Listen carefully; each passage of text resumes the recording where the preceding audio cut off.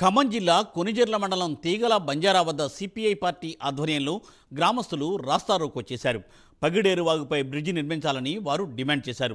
2 రోజుల నుండి పగిడేరు వాగు పొంగి పొర్లుతూ ఉండడంతో కొత్తగూడెం, ఎన్కూరు గ్రామాలకు రాకపోకలు నిలిచిపోయాయి.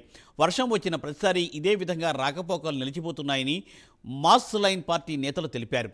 ప్రభుత్వం తక్షణమే స్పందించి తీగల బజారు వద్ద హైలెవెల్ బ్రిడ్జి నిర్మించాలని వారు డిమాండ్ చేశారు.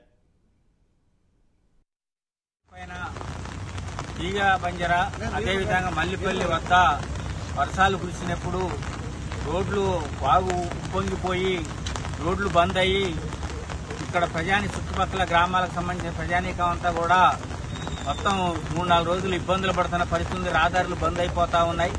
అనేక అవసరాల కోసం ఖమ్మం, కొత్తగూడెం మధ్య ఉన్నటువంటి రహదారి అయినటువంటి తీగల బంజర వద్ద ఇట్లా కావటం అనేటటువంటిది చాలా దౌర్భాగ్యం. ఈ ప్రభుత్వాలు ఇంత పెద్ద ఎత్తున హైవే రోడ్లు చేస్తున్నారు, గ్రీన్ఫీల్డ్ రోడ్లు చేస్తున్నారు.